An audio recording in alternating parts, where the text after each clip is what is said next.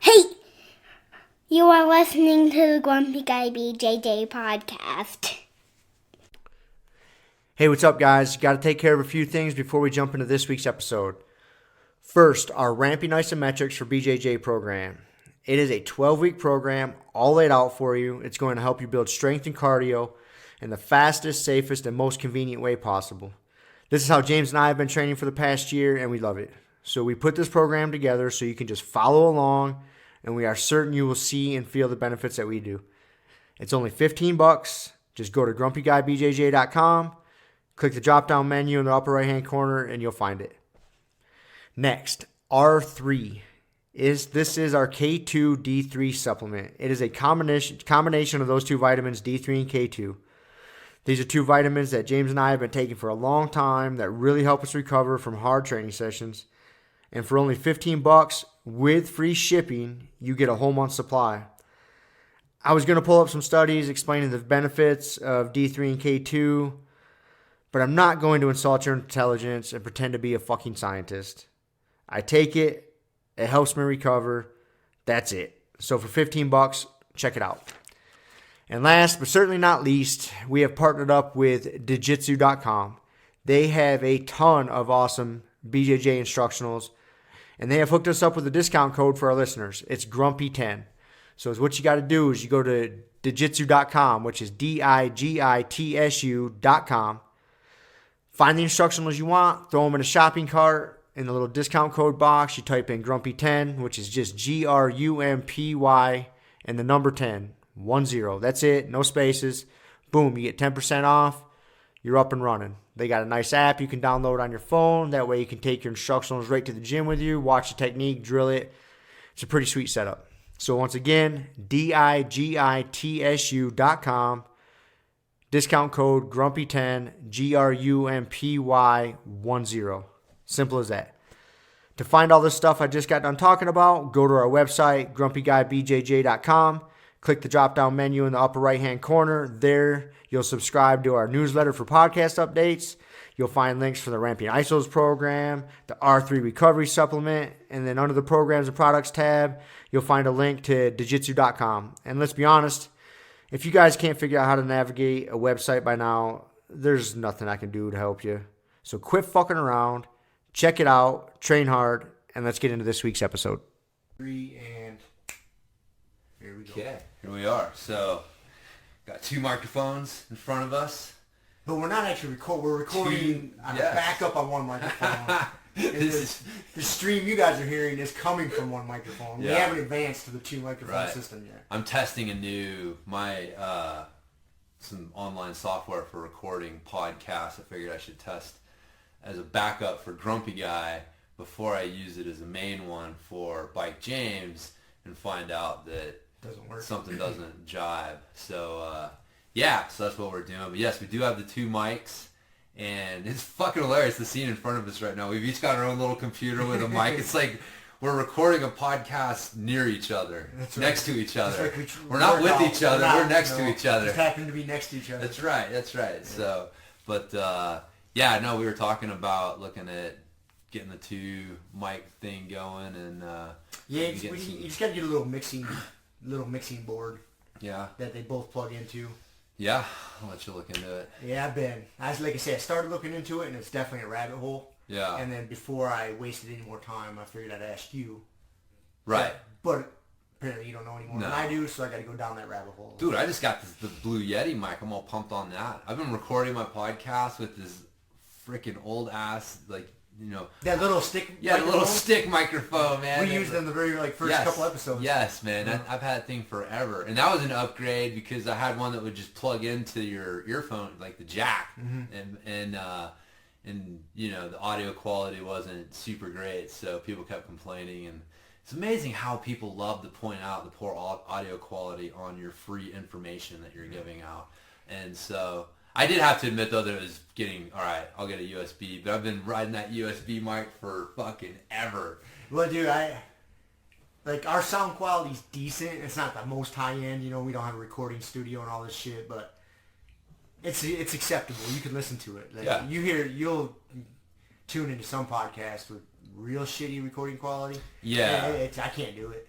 Yeah. Like, yeah, there's some kind of podcast that like it looks like an interesting topic or an interesting person, and I'll hit play on it, and it is just terrible. Right. And I'm just like, all right, I'm out. No, I agree. There's a decent range, but the problem is God, I remember like early on, man. Like, man, I've been doing this podcast thing. I'm trying to remember. I think 2009 is when I put my first podcast up. So it's going like 10 years. I've been putting out podcasts plus, and yeah,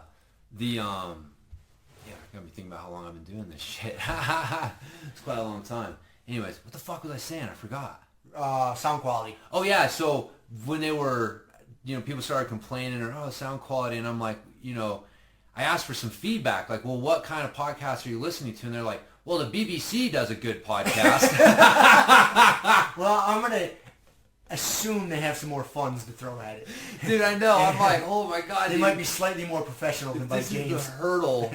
But that's what happens, man. Like people, you get like NPR and BBC and, like really highly professionally produced things, whether it's videos or podcasts or whatever it is. And then people are like, that's the metric. That's the metric. Yeah. Anything less than that, I'm going to complain about. Yeah. And it's like, it's funny. Most people are cool, but dude, I get it on YouTube all the time with my Mike James videos because I just record a lot of videos with my phone. Like I'll have an idea because it's free fucking info, man. And the phone does pretty good job. Good job, man. It's not horrible sound quality. It's not like it's fine. It's pretty decent.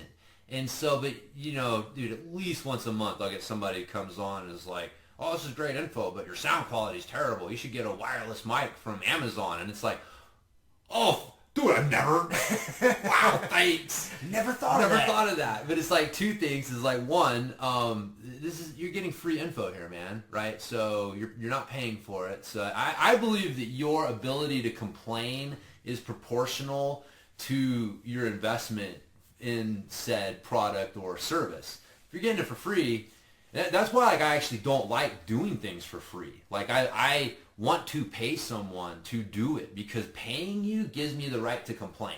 Mm-hmm. And so if I'm not paying for it, like I don't have that right. And so again, I can go elsewhere, right? But so first it's like, I don't see you setting up a fucking GoFundMe page to fund my mic, right? You're asking me to put money out. And then two, it's what's funny too is that it's not that easy. Again, if you've never done it, you don't know. It's so easy to armchair quarterback it. Yeah, you got to learn. So like I have somewhere around here, there's a wireless mic that I have bought for my phone. And you know what's worse than, kind of all right, not great sound quality? Having the fucking mic cut out randomly for 5 seconds a few times during the video. That's even more frustrating. The sound quality is great when it's on, but then it cuts out. And so it's not a perfect system. And well, then I got to go back to like, okay, well, I have a real camera and I have a good wireless mic and a good wireless setup, but man, I got to get it set up. I got to pull it out. I got to get it set up. Then I got to pull the file off. And it's production. It's a little bit of production. With my phone, I'm like, go, record. It uploads automatically to Google Photos. I can edit it on my phone. From Google Photos, I can fucking send it wherever I need to do whatever. It's so quick and easy. And so, again, it's like for the free info that I'm putting out there, like, this is okay. This is better because I'm going to do more of it if it's this easy. So, anyways, people just love to complain. Armchair quarterbacks It's easy everywhere. to do. It is, man. It's easy to do. Everybody's got a voice nowadays, whether they deserve it or not.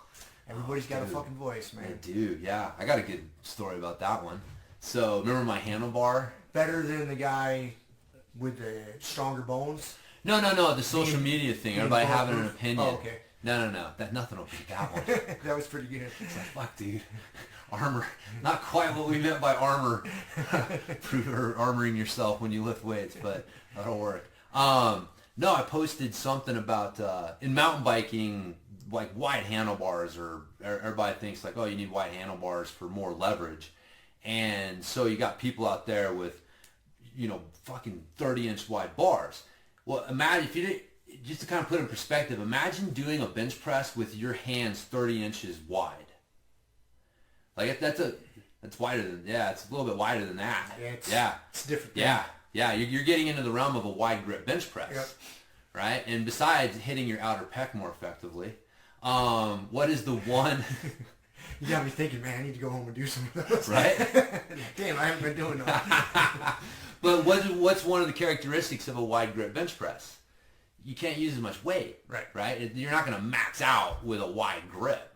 And so, anyways, there's some pitfalls to having your grip get too wide. There's a sweet spot, basically, where... again, doing a close grip bench press, you're going to be weaker with that. We're going to hit those fucking long head of the tricep better. That's right. But I've been doing those. Right. So, but you're going to be a little weaker. Wide grip, outer pec, a little weaker. Anyways, if anyone's not catching the tongue-in-cheek humor here of the muscle isolation bullshit, please don't take us too seriously. Those Grumpy guys said I could hit my outer pec. Anyways. So there's a sweet spot where your hands, where you're strongest. Would you agree? I agree. And so that's what you're looking for. Too wide, no good. Too narrow, no good. You're looking for a sweet spot. And so somewhere along the lines, like wider is better, just started to pervade. So that's how you end up with people with their arms really wide. And so I had posted something about another thing is wide bars make it harder to lean the bike. So it's a geometry problem, right? Because your handlebars, the ground, and your bike form a triangle. As you start to lean your bike over to corner the bike, and this is true for motorcycles, mountain bikes, whatever it is, it's a triangle that you're forming, right? Mm-hmm. Yeah. Handlebars, ground, and your bike are forming a triangle. Yep. Now, if you change the length of one side of that triangle, you're gonna change the angles at the other ends of the angles of the triangle, right? And so it's a basic geometry problem. As you start to extend the far line, you make the angles, they're softer, they're less, they're not as and so as you move that in, it makes that inside angle, you're able to get more lean out of it, right? The taller is going to be higher. You lower it, it's going to drop it down. So that inside angle, basically the angle between your bike and the ground, is that inside angle. And so that is going to be less as you decrease the far side of the triangle, right? I can picture it. So it's fucking geometry, man. You know what? Geometry doesn't care about your feelings, right? Geometry and physics don't give a fuck about your opinion. Like, they are what they are. And so I've made a post on social media about this. Like, look, wider handlebars make it harder to lean your bike. And I demonstrated with my hands in two positions, and you can clearly see how with my arms straightened out, the bike is leaned more with shorter handlebars, and it's leaned less with longer handlebars. It's fucking geometry, man. It's there.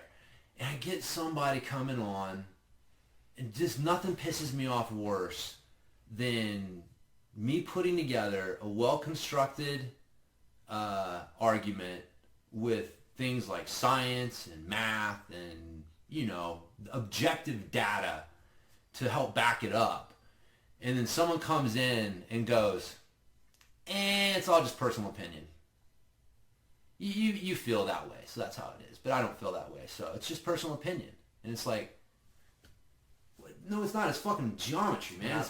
An obtuse angle versus an acute angle is not personal opinion. Right, it's not personal opinion. An angle's an angle. An angle's an angle. Like, wider handlebars make it harder to lean your bike over, and you get less lean per... effort. How much you move your arm, right? If I move my arm 1 inch, I get more lean out of the bike with shorter handlebars than I do with longer handlebars. I have to move my hand longer to get the same amount of lean. Again, it's all just basic it's math. It's not personal opinion, man. But and then I point this out, like, no, it's not personal opinion. This is math. This is geometry. It doesn't care about your personal opinion. This applies no matter what there's a term like our own personal writing quirks, right? Which is usually like fucked up technique that we don't want to address. And yeah, man, she gets all offended. It was a girl that was doing it. So of course, you know, girls are not used to, like, they're like fucking cows in India, you know, they're like sacred. Like, you don't, girls on social media, you don't, you know, you can't question them, right? They are, you know, anyways. And so I dared to point out that, like, you're not contributing anything to this conversation. Like, if you think that wider handlebars make it easier to lean your bike, please let me know. You know, otherwise you're not adding anything to this conversation. I was like, you know, and personal preference is usually code for, I don't want to think about this anymore because it goes against what I think I already know. Like, that's the, that's what it is. It's like, oh, it's just personal preference. That means I don't have to think about this anymore because it really doesn't matter. It's like, no, man, like, the world being flat or round is not personal fucking preference, man. Like, vanilla or chocolate ice cream, brunettes or blondes, that's fucking personal preference. There's no objective data that you can use to prove or disprove an opinion on it. When you have objective data that you can turn to, it no longer becomes a matter of personal opinion, right? Mm-hmm. Especially if it's fucking math. It's not like, you know, the social sciences or whatever, where they're studying dog park harassment. And anyway, so yeah, that was, but dude, and then people are like, oh, you know, she comes back, she says, why are you such a dick? yeah, calls me a dick, right? Starts calling me names. All you said was you're not contributing to this conversation. Mm-hmm. I'm such a dick. You know, Instagram's here for everybody to share their opinion. I never told you not to share your opinion. You know, and it was just, I was just sharing my opinion that you're not contributing to the conversation. Your opinion is fucking bullshit. Exactly. My opinion is it's not just personal opinion. How about that, right? Now, you're not validating my opinion. Okay? So, because that's what it is. It's like we all have to validate everybody's opinion. You can't make someone feel bad by making them think that perhaps there's a better way of doing or looking at something than what they're already doing. You have to just pat them on the back and be nice. I think I may have said that too. You're obviously just used to people agreeing with you to be nice. Yeah, and then other people are coming on like, oh, that was a dick move. I'm unsubscribing from his emails and his Instagram, and, you know, I'm not buying your products now and shit. And I'm just like, holy shit. Like, all I did was, you know, I actually was funny, man. I come on and I was like, yeah, hashtag fuck by James. It's like, that guy's such a dick, always asking people to back up their opinion. Like, what an asshole. With logic and reason. Yeah, man, what an asshole. And so, yeah, some dude, it's funny, man, because it is the problem with social media. And that's one of the things I said, too, is like, you are entitled to your opinion, but not everybody's opinion is equal, right? And so some people pass themselves off as experts and then get super offended and aggressive when that is questioned. And a sign of getting super defensive and aggressive is calling someone a dick. Like, I never called her any names. I never said anything, you know, derogatory. I just said you're not adding anything to the conversation. If you answer this question, if you don't want to answer this question, then you're not adding anything to the conversation. And it's like, how dare you tell me that I'm not it's like, oh my God. So, dude, social media is interesting. The world we live in is interesting. It's a good way to get information out there, man, because there's a lot of other people that benefited from it. A lot of people liked it. You don't get a lot of people commenting and agreeing because that's going against, like, the herd mentality that wider is better. And yeah, that's the thing, man. Like, I do it because the vast majority of people, it's not going to affect because most people aren't interested in what's better. And we've talked about this before. Like, you and I are super outliers like that. Like, you know, something inside of us and through training as well we've learned to curb. We were talking about this earlier about, like, there's a difference between, you know, getting defensive and getting aggressive. And it's like your initial reaction when someone's telling you that you're wrong, your initial reaction is always going to be defensive. Because you think, kind of human nature. Yeah, because you think you're right, you know, and that's human nature. And you get pointed out to you, you're like, oh, it stings for a minute. It stings, man. Like, it stings. And but that's where you have a choice. What direction do you go with it? Do you get aggressive with your defensiveness, or do you question? Do you back off and recognize, hey, man, my defensiveness and ego may actually be keeping me from seeing something that can help me be better. Like, I don't give a fuck how wide my handlebars are. I want to ride like a fucking badass. I want to corner my bike easier. And, like, that's all I'm interested in. So, But that's not where most people are at. Like, they're not interested in what's best. They're interested in what agrees with what they think they already know. And it just blows my mind, dude. You're like, I mean, we have this, you just, with like fucking anything. It's like, oh, you shouldn't eat that. That's bad for you. You should eat this. It's better for you. Okay. It's like, what are we doing, man? So, you know, it's funny you bring that up because that was something I wanted to bring up today. Was the Impossible Burger. Oh, have you been following this, dude? I've seen the commercial. It's terrible. Like, the only redeeming value of a Big Mac is the fact that it has some fucking protein in it. Right. And then dude. So I brought this up. Like, let's see. I looked it up and I screenshotted. I look up the ingredients. I may have got rid of that because it's terrible. Like, it's not fucking good for you. No. And then, and they kind of, Rob Wolf started stirring up a lot of shit about it. Because there was a study that got put out. I started from this website called, like, Moms Across America. They put out, like, the statement that said something to the effect of, oh, God, what was it? It's something that had, like, 11% more glyphosates in it than what's the other one, the Beyond Burger. Because I think the Beyond Burger is another lab-created fucking soybean-based. Yeah, I don't know, man. I'm not. And so because the Impossible. I'm not up on my meat substitutes, bro. Yeah, the Impossible Burger is just another brand of it. Yeah. And so then it started coming out. Like, they started kind of like firing back. It started going back and forth. And then so I was like, what? Because I didn't really know. I've heard of the Impossible Burger, but I was like, well, all right, I want to see what's in this thing.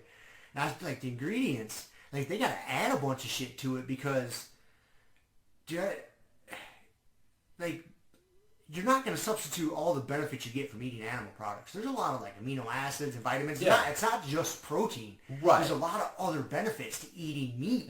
Yeah. And I get it, man. Like, I don't want to see animals suffer. I don't like the big commercial farming shit, dude. No one wants to see that. And if they are able to recreate something in the lab that has all the same nutrients, like if they can grow a cow that doesn't have a head with no brain, it's just a body that produces the meat and the milk or whatever. Chinese body farms. Chinese body farm or something. Yeah. If they can do something like that, I'm on board. That's cool. I don't want things to suffer, man. But I'm not going to stop eating meat. I'm not eating the Impossible Burger, man. Like, it's not... It's not a good alternative. It's not yet. Not I mean, yet. I appreciate the intention. Yeah. I understand that. But So, it's funny. I may have totally missed the intention. I thought it was just, like, appealing to vegetarians. Like, it's a fucking, vegetarian option for your burger. But it was actually intended as, like, it's meatless, as in, like, this is a more ethical option if you aren't into the whole factory farming thing. That's the way I saw it. Oh, that's interesting. That's the way I saw it. That's interesting. So I didn't see that. Because that seems very high-minded and esoteric for your average Burger King consumer. Whereas somebody just being like, I hear that vegetarian thing's pretty good. Oh, I can get a Burger King that doesn't got meat. Right, that's great. So, or meat's bad, you know what I mean? Yeah, meat's bad from like a health standpoint or whatever. Because then we've talked about it. It's like, if you want to not eat meat from an ethical standpoint, I get it. Have at it. But man, it's not a healthy thing. No. It's not a healthy lifestyle option. And it can be, but there's extra steps that have to be taken. Man, I would argue that even with those steps, it's not going to be as healthy. It's not. You're never going to outsmart Mother Nature. Mother Nature intended for you to eat meat, and you're never going to fucking outsmart Mother Nature. I agree with that. But what I'm saying is, like, you can live. It's not. You can achieve 99. You can get close. Yeah. With supplementation. It's just 99.9999. I don't give a fuck. But it's not 100. it's not meat. That's right. But powered by meat. The Impossible Burger. Yep. It's interesting. We'll see where it goes. Yeah, huh? I mean, I'm with you. I obviously there's a knee-jerk reaction just meat is in my mind has always been equated with an animal, and so chicken comes from chickens, right? Beef comes from a cow. Yep. And so there's obviously that weird disconnect with, oh, wait a minute, what did this meat come from again? Yeah, I looked up the ingredients list, and it is not much you would recognize. There was one, though. Check this out. This comes from the Moms Across America website. Let's see. The Impossible Burger is made of GMO soy and then in red letters, which has been shown to cause organ damage in animal studies and has been shown to be significantly different from non-GMO soy. And well, soy in general is just, dude, I mean, anyways. You gotta look into shit, man. Dude. You can't just fucking trust, especially when somebody's selling something. Yeah. When somebody's selling you something and they're toting all the things of why it's so much better for you, look into it. Question it. It's okay to question things. Yeah. You're not being an asshole by questioning things. You know, you should question what you think you already know. Yes. Like that's the difference between like an intelligent, enlightened mind and someone who just pretends to be. Because if you never challenge what you think that you know, if you're never reading books, if you're from, if you hate CrossFit and you never read any of the CrossFit stuff, like, man, you're missing it. Like, that's not the point. You should be trying to prove yourself wrong every day. It's not trying to prove yourself right. You should be trying to prove yourself wrong. Because, again, that's the thing, like, it's funny on the Matt Burn podcast that, Hinger's got his academic background, and he's pointed out a couple times that, science doesn't prove anything. That's another misnomer people have. They don't understand.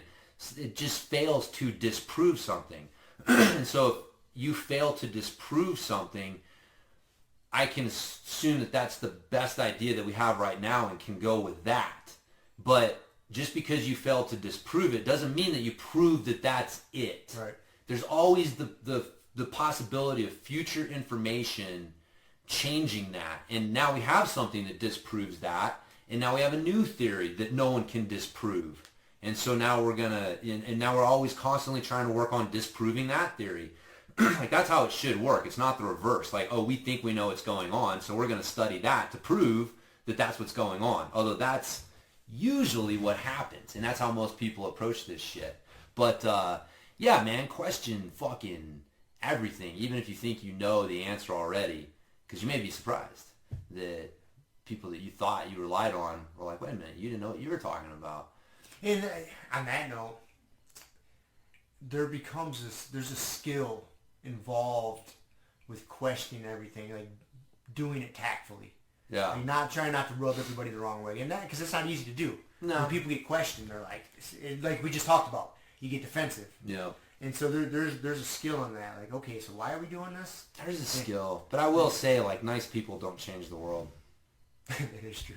I mean, it's just, if you're worried about being people liking you. Yeah, like, that's your number one goal, then, you may, but it usually takes, because like you said, like, how can we move forward if we're not questioning what we're currently doing? And there's no way to question what we're currently doing without coming off and offending people in the process. You're gonna ruffle some feathers, man. But if that bothers you and so you back off, well, then you just kind of, So you're right. There's a fine line because you don't want to develop enemies over it, like Bike James does. # fuck Bike James. But yeah, it's definitely a fine line. But dude, that soy thing is scary. Like, I'm not a big conspiracy theorist guy, but I really do have to wonder, like, given the facts that we know that large amounts of soy have on, like, men in particular, and, the estrogenic flavons and all those things, and then, dude, it gets me thinking, because I used to laugh when you had your, like, you couldn't figure out if something was a boy or a girl. Yeah. Right? Operation Confirmation. Operation Confirmation. And man, I have seen some androgynous looking things. I don't know what the fuck to say. And like, I can't help but be like, dude, like, there's something in that person's diet. Like, I don't know. Like I said, it's a weird thing. It's a weird thing when you see them. It's like, that's not like a normal, breed, so to speak. Yeah. It's not. There's something's hormonally manipulated with that. Like, you're gonna have, like, your more effeminate men for sure, but like, just straight up, like, borderline, like, what is that thing? Like, you can't tell. The features are, like, so androgynous, but that's where, like, so why are we like, we're pumping this shit in, and like, sperm counts are going down, and we're having more fucking it's hard to say when someone's like, dude, the fucking Illuminati's trying to take us out or whatever, It's like, why is this shit in our food supply? Why is this fucking poison, this fucking shit that has been shown to have bad effects on hormone levels, why is it so prevalent in our diet? And yet we're focused on like fats, right? Like that's the ultimate like switch and bait and switch thing. It's like, hey, fat, low fat, fat's the enemy. And it's like in the meantime they're just like fucking soy everywhere. Soy, corn syrup's the other one. It's like that's been shown to have horrible effects on insulin and all sorts of metabolic shit. And so you've got these two things that have been shown to have very bad effects on metabolism and hormones, and it's just prevalent like crazy in our food supply, and people just don't even fucking I think a lot of it is like dangling that carrot, distracting you over here. Yeah. Like making you focus on this, and that goes back to, I talked about this on several episodes ago, a long time ago. Like I really believe, I'm shifting gears, but it's the same thought process. Like I think the oil and gas industry likes people focusing on fracking or hydraulic fracturing. Right. Because that's really not as bad. And it's easy to defend. So they're like, oh yeah, let's let all these tree huggers argue this, because when we're drilling this hole, that's what's really fucking up the earth. And we're pumping diesel-based mud into the ground while we're drilling this hole to get rid of the debris. And we don't even know where it goes. It just disappears into the earth. But no one's talking about that. It's all about fracking this, fracking that. And it's kind of the same thing. They're like, fuck yeah, man, we'll argue about fracking all day long. Just keep you motherfuckers, preoccupied with this. Yeah. Because what we're really doing is bad. I think it's kind of the same mindset. That it's, oh yeah, just argue about this, because when you guys aren't paying attention to this, here we come in with the backside. Yeah. Yeah, man. No, you've got an easy target, and then you've got a lot of lobbyists with money, making sure that they're not focusing on other targets. And yeah, I just have to point out, I don't think it's coincidental that soy and Soylent Green, you can't have Soylent Green without soy. People. It's people.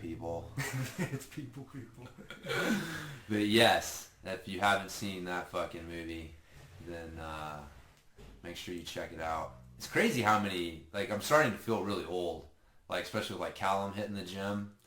And it's like, the other day I made a reference to the Hulk Hogan leg drop, and he's like, huh? You didn't know who Hulk Hogan was? Well, he knew who Hulk Hogan was. He's that reality star, right? That bald guy who makes an asshole of himself all the time. Yeah. The racist guy. Is he on some sort of reality show now? He was. I don't know if he's back. I don't know if you remember. He got recorded saying some really racist shit. And the WWF, I refuse to call it WWE, WWF, fucking basically tried to expunge him from, like, they literally took him off. They tried to pretend he never existed. and it was so ridiculous they had to bring him back, because it's like, there is no WWF without Hulk Hogan. You can't pretend that the guy didn't exist. And so he's not as in, but yeah, he had like a, reality TV show for a while. Yeah, it was the Hogans, wasn't it? Yeah, the Hogans. Yeah, that was quite a few years ago. It was that's a while even back. old. Yeah, that's even old. But you still, like, Hulk Hogan's in the pop culture mindset, but not as the fucking wrestler. The prayers, the vitamins, the training, right? That was it. That was what he built it all on. I loved it. And but yeah, the Hogan leg drop. I mean, how many fucking people's dreams were dashed, by the Hogan leg drop? Just shattered them. Well, I made a Dim Mak reference the other night. The Van Damme blood sport. There is no Dim Mak in Jiu Jitsu. There's answers to everything. Yeah. And again, Callum was in the conversation with us. Yeah. And he had no idea what I was talking about. I told him I couldn't be friends with him until he went home and watched Bloodsport. I was like, that's it, man. We're not considering you part of this team. You can't be friends with you until you watch Bloodsport. And that last time I talked to him, I asked him, I was like, have you watched Bloodsport yet? I think this was like Wednesday night, Thursday night or something. No, Wednesday night. And he's like, no, man, I forgot homework and shit. I was like, that is not important. I was like, your most important thing is you need to watch Bloodsport. Then you can get back to your homework and be part of the team. So we'll see if he follows through or not. We'll see. I'll keep riding him until he does. Yeah, but anyways, like Soylent Green's one of those references that you and I take it for granted. But guarantee you there's like, yeah, like Callum would be like, what are you talking about? Soylent Green. I've heard of it, but like, what is that? And so, but anyways, yeah. We're getting old, James. We are, man. I hate to admit it. We are. It's all right. It's perspective. I don't mind having perspective. Like, I realized what a fucking idiot I was. That's a hard thing to swallow sometimes. I look back. Because I'm still not the brightest guy in the world. I've just lived for 40 years, so I learned things. Yeah. And I look back to when I was 20, 21, 22, like, good Lord. I was like a caveman. Yeah. You were smarter than than any of it, man. You were smarter than I was. You're just a smarter dude. And, yeah, dude, I look back and I just cringe. Like, oh, my goodness. How did I even survive? How did I get to this point? How did I stay alive? Yeah. I really wonder that sometimes. I was fucking, yeah. Me too. Like I said, I don't regret it because it all gave me the lessons and stuff I needed to get. That's what I was saying. Like, I don't mind having perspective because I don't make those mistakes. Like, it's easier for me to, like, I still make mistakes, but it's just it's like fucking Pimenta when we were doing our private with him, and you just kind of realize at a certain point, like, dude, you just have to have a lot of positional knowledge. A lot of it is just, I've seen this before, and I know if I do this, I'm going to limit their options. I know what those options are. And what they should be. Yep, and then I can take advantage of that. And, like, that's basically like life, man. Like, it should be. Experience. Right? Every time life taps you out, you should be learning a lesson from it. Yeah. Or if you do something well, like, and if you do that right, then you do the same thing. You get to the point where you're like, all right, like, I've got some positional knowledge with this thing called life a little bit, so, I can look around and be like, okay, I'm not making that mistake, and I can see where that's going to lead, and, that looks good, let's go there, so. You know what's funny about bringing up our private with Pimenta is, like, dude, I've done a handful of privates with him now, probably 4, 5, 6 of them. Like, he's been coming to our gym, like, twice a year for the past few years now, right? And we're beginning to understand how he coaches. He's kind of a quiet dude. I mean, you get him talking, he'll start talking. But we joke it's like the Oracle. You got to ask the right questions. Yeah. And you get great answers, but you got to ask the proper questions. And it was just funny that I forget what was like the first thing we had. We were talking about, basically we were coming at the same problem from two different ways. You were thinking about grip fighting, and I was like, hey, I want to know your order of importance, like posture, base, defense, grip fighting, like blah blah. Like, what are you seeing? Like, how are you dissecting problems? I don't need a certain position. I just need to see. I want to see your problem solving solution in your head. Yeah. And he answered it, and that was like 5 minutes into the private, and we looked at each other like, well, that was hilarious, man. Yeah. like he gave us the answer. We're like, oh. Okay, well, the private's kind of over.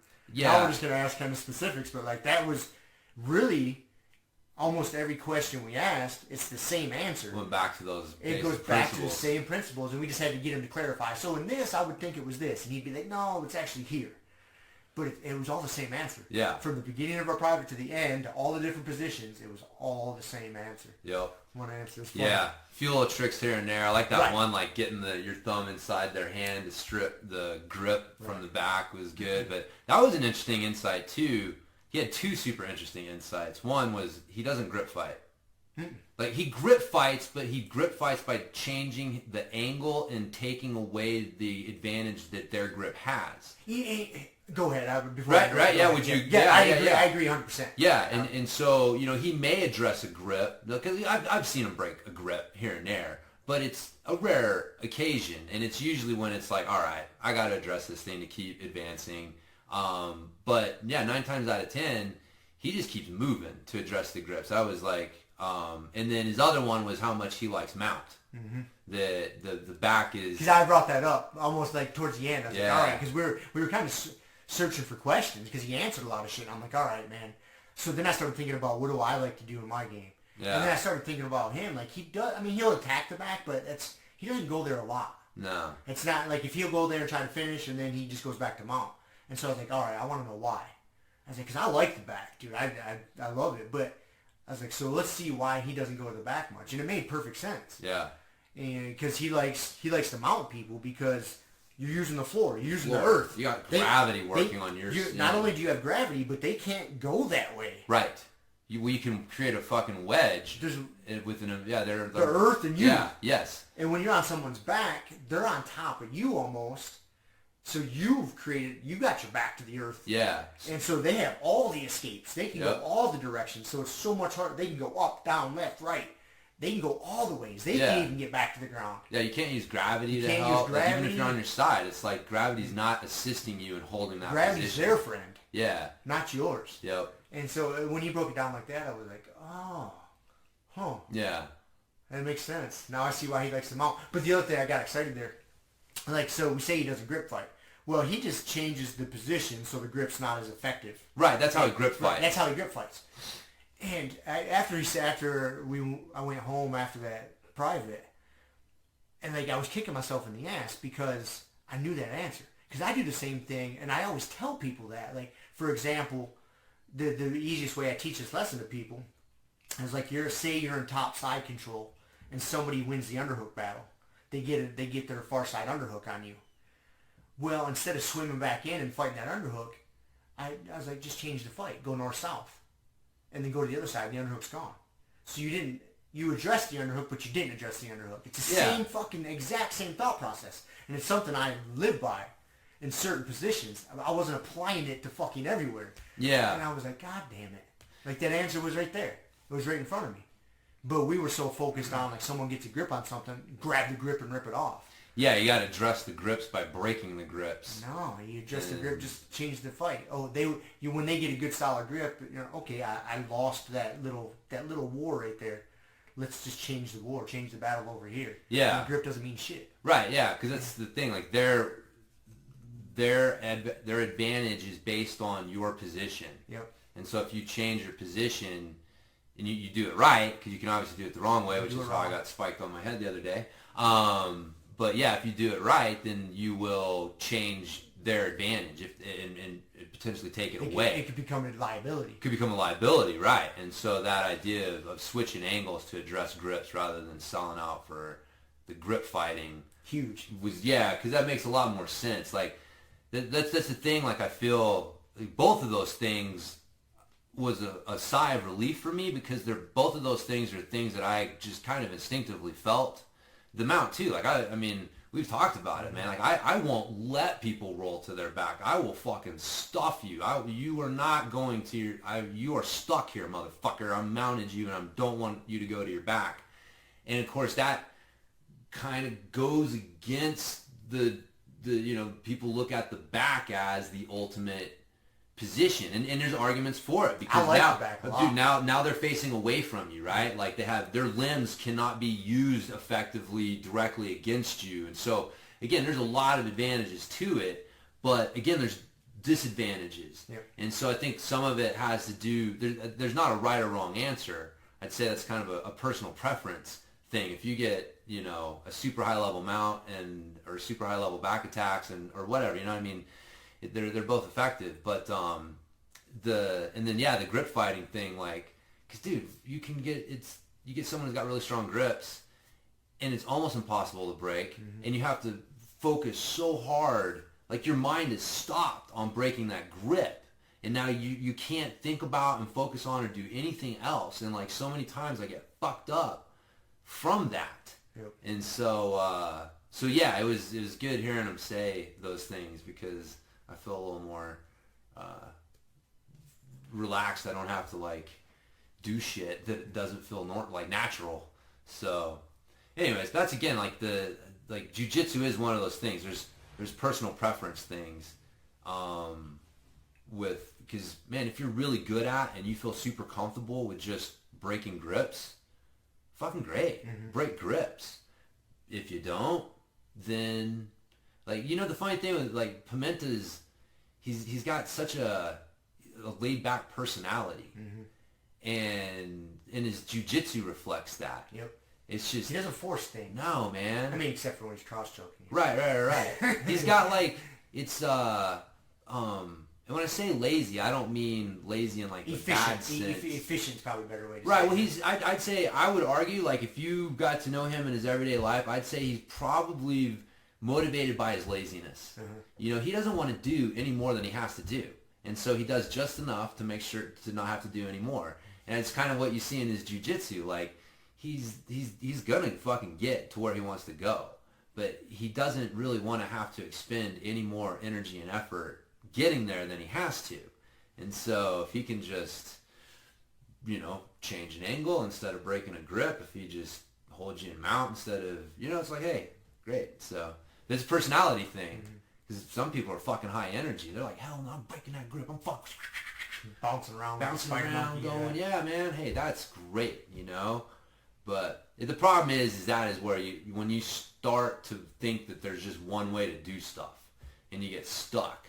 And you know, we've both had those aha moments where, you know, and that was probably one of them there, where it's like, okay, you consistently hear that you got to break grips, gotta break grips, and so, but knowing that you can look at it from a different perspective is breaking grips doesn't mean having to grab it. Yeah, it's just, the thing is, you got to address their grips. I think that's the problem. Is it's like we start to equate breaking grips is addressing grips, but it's one way to address the grips. Yep. You need to address their grips. You don't have to break their grips to do it. Like, was kind of my takeaway. Yep. You still have to do something. You can't just like ignore it. Yeah, ignore them. Pretend it's not Fuck there. no. Yeah, the best thing is to use them against them. Yeah. Like, you know, if they hang on to something too long, because the thing is, as soon as you change angles, and if they don't recognize what's going on, and then they allow you to change another angle, and maybe one more angle before they fucking like let go of their grip, by that point the grip's probably worked against them. And I'm speaking from experience here, but yeah, if you don't, you know, recognize that, and that was another thing I took from, you know, the defensive side, which is looking at it from the reverse, which is like, you know, hey, if you got to move, you got to change your angle to kill their pressure and what they're doing on top. And so it's it works both ways. That was the thing. He's like, it's, you know, posture's a little different. Like, it's defense. Like, make sure you got good defense. You're not giving up something. And then, like, you gotta move and you know, disrupt them. That was my other big takeaway, was it's not just you moving, but like you moving and finding a way to disrupt them as you're moving, because then they can't follow you as easily. That's the hardest thing. You create space and they can just follow. But if you create a little space and at the same time do something to disrupt them, so they got to check their balance for half a second, that makes a fucking difference. And I've already noticed that, like, rolling, like it definitely, it's not just move, it's move and disrupt them a little bit as you're doing it, and then it opens things up a lot more. So they got to take that split second to react to the disruption, as opposed to just following you. Yes. Taking space away. Yeah. Yep. It's, you know, like when you're doing your technical stand-up, you know, in like a defensive posture, you're showing the guys, or the class the other night, like, you know, if you do the little kick forward first, even if you don't do anything, that it's like a little jab, it makes them react. And so them reacting, it gives you that half a second you need to then do what you really wanted to do, which is pull your leg back and stand up. Whereas if you had just pulled your leg back and stood up, even if it's in good form, and they can just follow you, like, you're not giving them, they don't have to think about anything else but following you. Guess what they're going to do? They're going to follow you. They're going to follow you, yeah. So give them something else to think about, and then give you a little space. So yeah. Anyways, yeah, it's fucking, it's shit is so fucking simple, but it works. That's what he was laughing at us too. He's like, Jiu-Jitsu's easy. It's easy, man. It's easy, my friend. Yeah.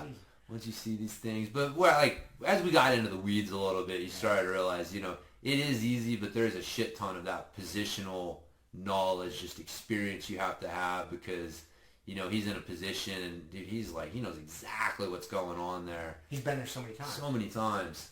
And dude, he's been a black belt for 20 years or something. Yeah. Ridiculous. When he won his fifth, was it his fifth Masters World title? I couldn't even tell you. He took gold yesterday. Yeah. I couldn't even tell you what number that is. See, I kept seeing him do the 5. Oh, did you? And I haven't seen it. I can't read. Oh yeah, you're not on the I Instagram. just had somebody. I can't read Portuguese, but I saw the number 5 in it a couple times, so I could be wrong, but I think it was number 5 or something. But still, dude, fucking 5 world championships. It's pretty good. Yeah, even if yeah. I mean, I don't want to the Masters. It's fucking super tough. Still, I mean, there's a lot of fucking badasses in there, but it is one of those things that I don't know, man. Like, I'm bringing this up because they were talking about it on the Matt Burton podcast. So I assume you probably listened to it as well. But they were saying in their minds, like, world champion is IBJJF, Guy, like world champ, and ADCC. Like those, if you're gonna say like I'm fucking world champion, like really, gotta be those are the ones. Those two. Otherwise, it's like you need to throw some sort of asterisk. Yeah, something on it. Yeah, I'm like 5-time Masters world champion, which is still great. Which is great. But just saying like I'm a world champ without throwing out any other qualifiers. That's what it is. It needs to be qualified a little bit.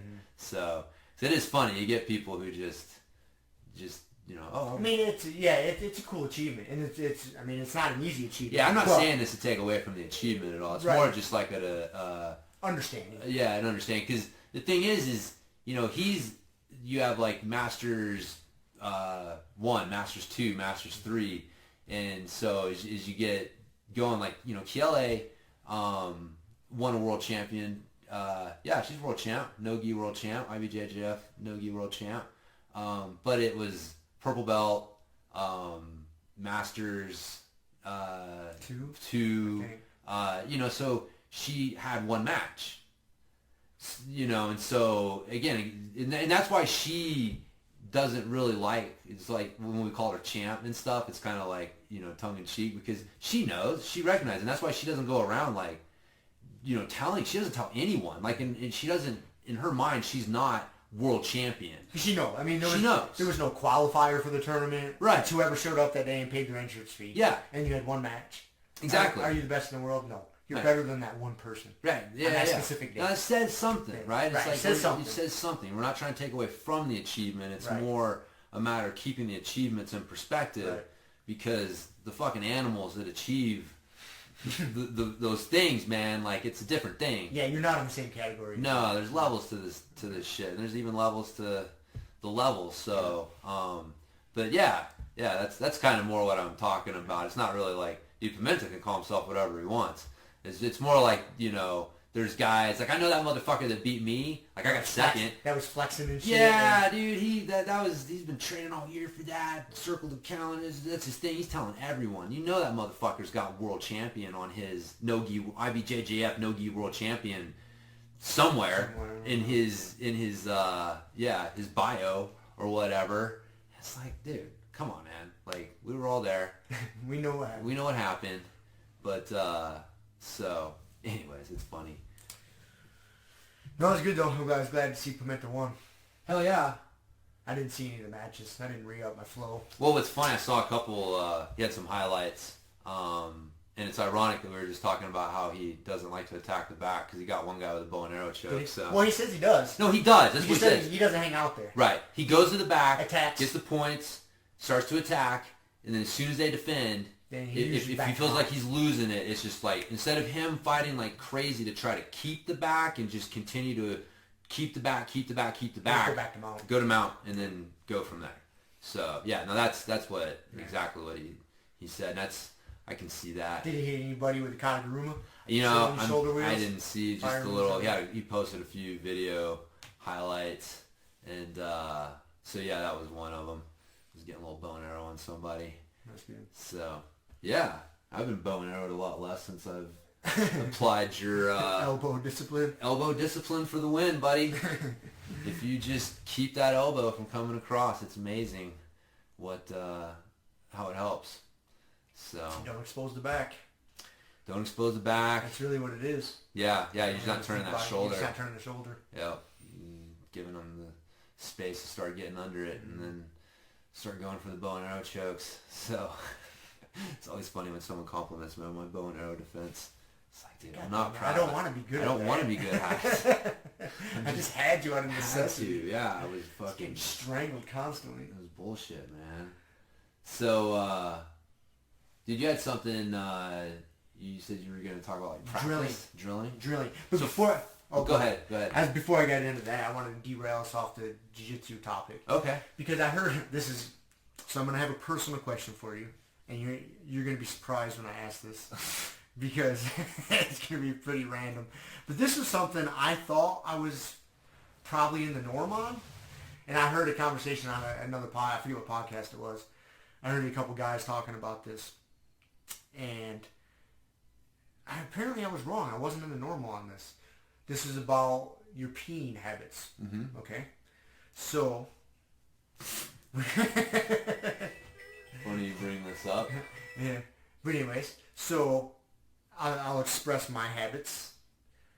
So when I'm at home and I gotta go pee, basically 100% of the time, if I'm peeing outside, if I'm middle of the night or something, I'm out in the backyard, I pee, whatever. It's just luxury of being a guy. But beside that, when I pee at home, I sit down and pee. It's more sanitary. I just thought this was common knowledge. Yeah, dude, it doesn't splash all over. Once you become like in charge of your own house and you're cleaning on a regular basis, and you go from peeing standing up to peeing sitting down, it splashes way less. It's way cleaner, dude. Way cleaner. And I've been doing this for years, man. For the last 15 years of my life. I thought this was normal. I thought most guys did this. Why would they do that? Because it's cleaner. I'd have to. So I'd have to see the data. I'll show you some studies. Okay. I'll find some YouTube videos that show pee splashing all over. Even if you got good aim, it still hits water and splashes all over. It's not as sanitary, man. Huh. I'll argue it. Okay. That's So why I wear slippers in the bathroom. But anyways. So I thought I was normal on this, but apparently I guess I'm not. So you don't pee sitting down at home most of the time, huh? You stand up. No, avoid that. Yeah. You at least lift the seat, right? No, I lift the seat up, yeah. Okay. And then I put it back down because Right, I put it have back been down. domesticated. Yep, and there's nothing wrong with that. Right, but But no. you pee standing up, huh? I pee standing up, yeah. Even in the dark, I've gotten really good at being able to fucking. I for sure sit down at night. No, dude, I can do it in pitch black. Like I know, I get my shins right up on the bowl, and then I know got a fucking area, and it's a skill. So why don't you just sit down? That's what girls do. I don't know what you want me to say here, Rob. I knew that was gonna I go. feel like you keep throwing the softball towards me, and you want me to hit it, so I'll hit it. Well, it's not going to change what I do. I'm very confident and comfortable with what I do. It's cleaner. You know, yeah. But I thought I was normal, but apparently I'm not. I need to do more of a survey. You know, for me, it's just like it's so much faster, and the other thing is there is much less temptation to like look at your phone or something else. Like if I sit down on the toilet, then I plan on being there for a minute. well, I don't know. It's sitting down. Like there's always a possibility that you may be delayed in standing up. If I don't sit down, there's never a possibility. So it's an efficiency thing. It's an efficiency thing. That's really what it is. Okay. Dude, I in Hawaii you learn how to like pee out of your board shorts without like having to take them down or anything. You just, hike the fucking leg of the shorts up, and so it's like, yeah, you don't have to. I do that sometimes too. It's like I don't even want to fucking pull my pants down. I just pee out of my short leg and pee all over the floor and move on. So. All right. Well. No. I mean, I try to be, if I make a mess, I'll, if I sprinkle when I tinkle, I'm a sweetie and wipe the seedy. Mm-hmm. Remember those little fucking I do remember those signs. So See, I do try to do that. You know what's unsanitary is peeing on a pee stick. That's really fucking ridiculous. Which brings me to my question for you about pee. Okay. Which is, midstream, is that a place in space or a time? Time. Okay. See, that's interesting. I thought it was a place in space. Time. Okay. That's why I was like, why does it have to be exactly midstream? Like, It doesn't. It can be right up next to your pee hole. but you just don't want you don't want the first. That's pee. really unsanitary. It's gonna splash all over, Rob. But if you're sitting down, it's not a big deal. I'll bet it would be that close. If you put it right up next to your pee hole, I'll bet that would cause a little bit of a mess. So, But anyways. So yeah. Okay. It's a time. All right. Yeah, I think I may try the fucking dipping it in a cup thing. That's the move. Yeah. Got those Vivu things. Got a couple more. I got to figure out if I want to keep doing it. It's interesting. I may do it because it's definitely some interesting insights. Some feedback. Yeah, I mean, the last 2 weeks my blood pH has been a little acidic, so I need to eat more fruits and vegetables. That's my goal. Next P test next Thursday. Speaking of that, I want to hear from our huge group of listeners or friends. The 200. The 200 that listen to us. I want to hear some feedback. Are you guys out there? If you guys pee sitting down when you're at home, or if you pee standing up, I hate to believe that I'm. Why did you? What? Because, dude, I thought for sure I had my mind made up that You that was better normal. be checking those emails because when people start sending you pictures I don't want of what pictures. they do, I don't want pictures. You don't I get don't- to choose. I You don't ask need- for feedback. I don't need proof. I don't believe that you get to then tell what kind of feedback. Like you may get a full-length feature film documentary I'm willing to made take and sent. those consequences. Because I was kind of shocked. I really thought I was in the norm. I thought most domesticated men did that for sanitary reasons at home. No. Huh. It's a little disturbing to me. But I guess it's just like, I don't know, like how unsanitary. I think it's Is quite it? a bit. Quite a bit, huh? Yeah. Oh, man, When you got a nice powerful pee stream that hits that water, splashes, it can cause a mess. So if you sit down, it's problem eliminated. Huh. Yeah. Anyways, I know it was. Z still stands on the toilet seat and squats. It's not a bad idea. That's not a bad idea. That's not a bad Little idea. built-in squatty potty. Yeah. So I could almost see that. I could go with that, but like You better have a pretty sturdy toilet seat. Or I guess you can flip the seat up, stand on the rim of the toilet. If you're a full-grown man squatting on top of a toilet. that's what we need, man. A fucking toilet seat with like foot Just rests. a little wider than the footrest. Yeah. Just yeah. That's so, the next step up from the squatty potty. You don't even need the plastic squatty potty. You just man. have the bowl with like. Well, extra see, the wide thing with footrest. squatty potty is you actually still get to sit down. Sit down. It's simulating the Squatting. position, but it's not. It's not actually No. squatting. It's close. I'll bet that standing up applies pressure that makes it better. So Probably.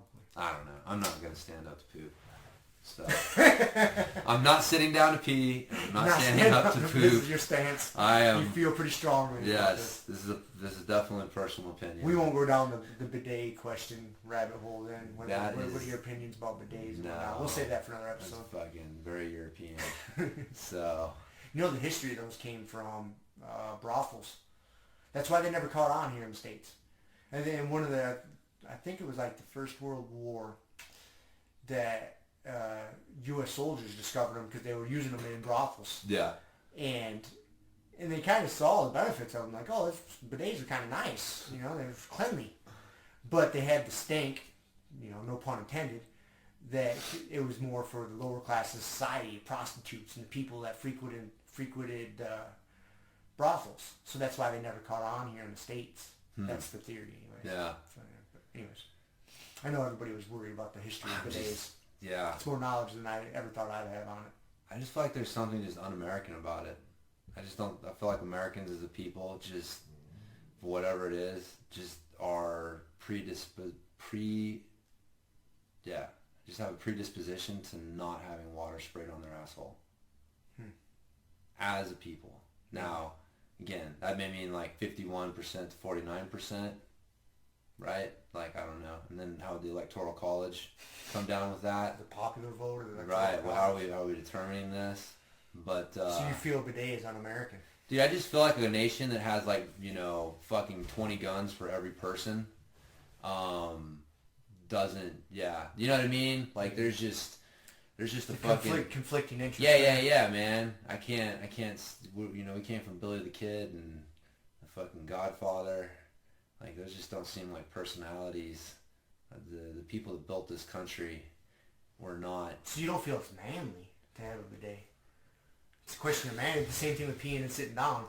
You don't feel you feel. See, I don't even know about manly because I don't know how I don't know if women like feel. I would assume that women probably don't have similar feelings, like having some freaking water sprayed on your ass. Just maybe it's an acquired taste. I don't know. See, yeah, it just feels to me like it would just be like. That's the impression I'm getting, is that you haven't experienced this yet, so you don't know. Well, how great it is. How great it is. Well, I don't know. It's yeah. Sorry, man. I'm stuck in my ways. Stand up to pee, sit down to poop. Try to stay away from water jets around my butthole. So fair enough. Everybody's entitled to their exactly, man. Exactly. That's what makes this country great. It's personal preference, not geometry. That is correct. That is probably not a geometric equation. At least I hope so. All right, but anyways. All right. Figured you'd appreciate that. It was random. That was pretty random. Yes. No, I can. These are the things I think about, James. That's funny. I'm trying to create a unified theory of fucking leverage and of tension and movement stuff. I know there's like some sort of way to unify all these things that we've been coming across. So that's why I've been spending my time trying to figure out how to ramping isometrics and yielding isometrics and maces and fucking still like, regular, more traditional training stuff. Like, I told you about my quadrant idea, like how you've got like your dynamic and your isometric spectrum, and then you've got your leverage and your compression-based spectrum. And if you create a little axis with that, you got a little quadrant going. And so I would think that like a good program is going to address those four quadrants. Like you're going to have some sort of dynamic leverage and dynamic compression based stuff, and you're going to have some isometric leverage and isometric. So like when I look at our program, like where's the isometric leverage? Like don't really see that as much. Yeah. Where's like leverage dynamic? So like I'm trying to like, what are we doing some things that kind of fall in that category? Like to me, is like an Indian club swing a dynamic leverage based movement, or like doing the ram roller where you're like coming to the side, or so like what? Yeah, I'm not sure. So I got to like think, because never really tried to think about defining exercises in that way, in that category. And then obviously within that we've got our movement patterns, and so it starts to become this giant fucking math equation. And like I'm convinced that there's a unified theory behind all of it, that if I can discover, I can create the perfect program that'll work for 4 weeks. Then I'll have to do it all over again. 20 years of research. Do it all over again. But for 4 weeks. So anyways, yeah, so that's what I think about. That's what you think about. Yeah. I think about bathroom habits. Yeah. It's interesting. So practice. Yes. So first off, when you hear the word practice, what do you think about? What's the first thing that comes to mind? Improving your skills. Yeah. Very first thing. Without thinking too much about it, just knee-jerk reaction. You say, if I had to define practice. I didn't say define practice. When you hear the word practice, what's the first thing that comes to mind? Improving your skills. Okay. See, I was thinking Allen Iverson and that fucking famous practice rant. Talking about practice. The game. Not the game. We're talking about practice. I'm not privy to this. No, you ain't seen that fucking rant? I think I've talked to you about this before. That is hilarious. It's not top of mind, for sure. No? I can't recall it. You remember Allen Iverson? Oh, yeah, for sure, definitely. Yeah. And headband, all the tattoos. He was one of the first NBA guys with all the tattoos. Yeah. He was starting that trend. Yep. He's good, man. He was fucking awesome. Yep. The answer. And he played for the Nuggets for a while, right? He may have, yeah. The 76ers was his original team. What is he, like 6'3", man? Just fucking. He wasn't very tall. Was he 6'3"? Was he even like 6'3"? Maybe not even that tall. Think he was 6'3". Like 6 foot or something, man. Yeah. 6 foot. He was a fucking little dynamo. Yeah. But yeah, I know he had a famous thing where him and his coach were getting into it because he wasn't putting out enough effort at practice. And and he's in front of the reporters and he's just like, he's like, what the fuck are we talking about here? This is practice, not the game, not the game. I'm talking about practice. It's like I go out there and I fucking bleed for this game. I'm kicking ass on the court, and you guys are jazzing me about fucking practice. So, anyway, that's funny. You've never seen that. But every time someone's like practice, I'm always like, practice? You're talking about practice, not the game. But so yeah, no, practice is. But it does kind of speak to it, man, because like shitty practice, if you don't believe that it's helping you get better, like it's hard to buy in. Yep. Right? And so like both personally and as a coach, if you coach people and like you got to get their buy-in for what you're doing, because if they don't believe that what they're doing is going to really help them, they're going to go through the motions. But they're not going to be getting the benefit. They're not going to be getting the benefit out of it. So that's probably the first thing right there. Is like you need to believe in what you're doing, Yep. or you're just gonna fucking go through the motions. Yeah, go through the motions. Waste your time and everybody else's time. Yep. So, but yeah, it's working to improve your skills. I think I would, the skills should be specific to the task at hand. Mm-hmm. And so whether you're doing jiu-jitsu or training to run track or whatever it is, I mean, there's your practice should reflect the skills and types of fitness and conditioning that you need for your for those activities. I mean, would you agree? Mm-hmm. So I agree. Yeah, which again is something that a lot of people lose sight of. Is like, wait a minute, what are we practicing for? Okay, now does what we're doing here actually resemble the competition and what we're practicing for? No? Why are we doing it? Why are we doing it? Yeah. Oh, tradition? It is, okay, there's something for that, but is that really what we want? So it's interesting. Actually, one of the bro science things that I came across was talking about this, because they were looking at, what was it, the metabolic heart rate and hormonal response to simulated jiu-jitsu matches. And they, what is it here? They actually had the quote of the day, which was,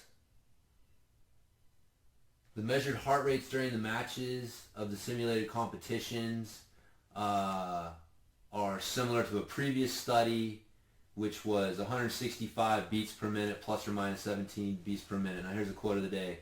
Suggesting moderate cardiovascular stress during the matches. Just moderate. Just moderate. Yeah. I'm always like how the fuck did they determine that it's a moderate? Like, they're doing it by the heart rate, but it's just hilarious because, I don't feel like it's a moderate amount of cardiovascular stress during my my matches. But anyways, the whole, at the end of the study, one of the things that they said is that your practice needs to simulate, because there's very specific hormonal responses, very specific metabolic responses, very specific heart rate responses to what you're doing. And so, for them, they were simulating black belt competition. So it was a 10-minute match, and then they were giving them like 20 minutes between matches, and which is, pretty typical for what you're going to see at a competition. And so and they were saying like, but that's not, how you train for competition is usually, 20-minute matches or, 5-minute matches with a minute rest for an hour. And, but those responses are going to be different to those types of activities and that, that type of stress that you're putting on the body. So they're like, yeah, that was one of their suggestions, is that your practice needs to more represent this. But man, we've talked about that a bunch, especially with competition, because it's just so easy to just fall into set the time for 5 minutes and minute rest, and that's great. But if we're trained for competition, that doesn't exactly replicate it at all. Not even close. No, not even close. And that's why. What was the other thing? Oh, the other thing they were just talking about is like how important like the glycolytic pathways were. So again, like, low carb diets and keto diets are just not a good idea for jiu-jitsu. Just another kind of the metabolic stress that you're putting on your body requires carbohydrates to fuel. But yeah, going back to that, the specifics of practice, and that's where competition teams come in. Like if you want to train to have it's hard to do that with a class, right? There's a reason that class is the way that it is, and it's proven to work relatively well. The way and the open mat, 5-6 minute rounds with a minute rest. It's great, because not everybody is training for competition. Realistically, if you're doing that, you're not going to get as many rounds. But that's the thing, is like your rounds are going to be higher quality. Fewer rounds, they're going to be higher quality. And so, anyways. Yeah. I mean, it's kind of a funny thing. I mean, because to really replicate a tournament day, it's just a time thing. You know what I mean? You can't do that on a regular basis. I mean, you want to go train at open mat. Okay, you leave the house, like, all right, man, I'm going to open mat. I'm going to be gone from noon until 6 o'clock tonight. No. You know what I mean? Like, I'm going to do a match. I'm going to wait around for 20, 30 minutes, do another match, wait around 20. It's just not really, feasible. So you see why it's compressed down. 5-minute rounds, minute rest. Well, yeah, that's best. That's best for like the general public, and everybody. But it just, ideally, no, it's not exact replication of a tournament. Right. For sure, it's not. Well, that's why you see like, the competition teams, and you also see training camps. Yep. And that's why gyms have those things, is because, this isn't practical. Competition training is not practical for everyone over the long term. And so you have to have specific periods of time and specific classes where you're working on those specific skills. But again, it goes back to like, okay, what is practice? Well, we're working on developing our skills. Well, what skill are we working on? Well, if it's competition, it's the skill of winning in a competition. That's the skill you're trying to work on.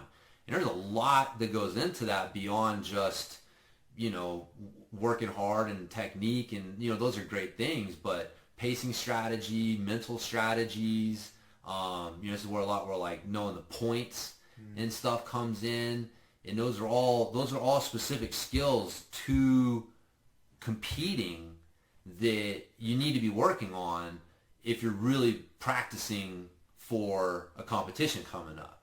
So, but it's easy to just keep doing what you've been doing without changing it. So, but that's one type. I mean, what other with practice?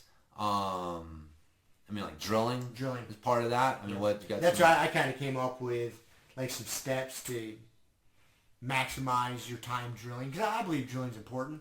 But if you do it half-assed and with shitty intention, like you're just going through the motions and wasting your time. And there's a learned skill there. Understanding how to drill. That's a skill, in and of itself that people just aren't. If you didn't come up in sports, or in some sort of physical activity that required that, like you just don't know. Yeah. And so I kind of came up with a few things that could help. You want to go over those? Well, yeah, I'd love to, but I figured it was. No, there's no. Yeah, let's go over them. So I hadn't put a ton of thought into this, and there's some little variances in here. But so the first step I had was deciding on the technique you're going to drill. So going in with a plan. Or, the technique and the sequence of techniques, and then also the responses you want from your partner. When you're, so I won't elaborate on that much, because I'll elaborate on that more as the other steps go.